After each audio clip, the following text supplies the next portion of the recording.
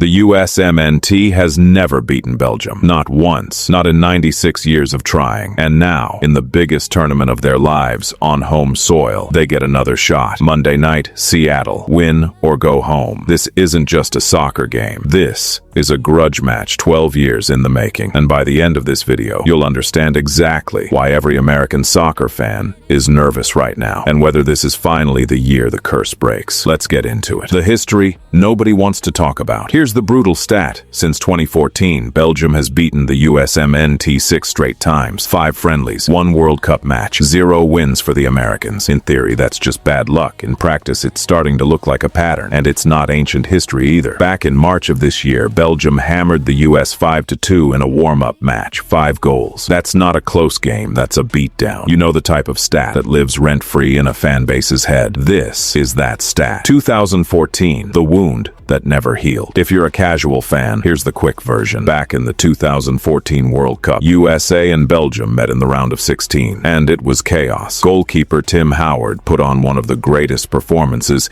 in World Cup history. 16 saves, a record that still stands today. He was basically a human wall, but even a wall has its limits. The US offense couldn't find the net in regulation, and Belgium finally broke through in extra time, winning 2-1. Here's where it gets interesting. Some of the same Belgian names from that game are still around. Kevin De Bruyne, Romelu Lukaku, both started Belgium's last match 12 years later, and the ghosts are still on the field. Belgium almost didn't even make it. This sounds simple. It isn't. Belgium looked done against Senegal in the previous round. Down 2-0 with under 40 minutes left, basically buried. Then Lukaku and midfielder Yuri Tielemans dragged them back from the dead late in the second half. And in the final minute of extra time, Belgium got a penalty. Tielemans buried it. Game over. Miracle complete. So here's the twist. Belgium is walking into this match a little banged up and honestly a little lucky to even be here. That's the kind of team that's dangerous because they know how to survive. The USMNT's not exactly cruising. Either the Americans made it through by beating Bosnia and Herzegovina. Good win, but it came with a cost. Striker Folarin Balogun, the team's top scorer this tournament, got a red card in that game. That means he's suspended. He can't play against Belgium. That's a massive hole in the attack. Losing your leading goal scorer right before the biggest match of the year. Rough timing. The silver lining. Christian Pulisic is back. He missed time earlier with a calf injury,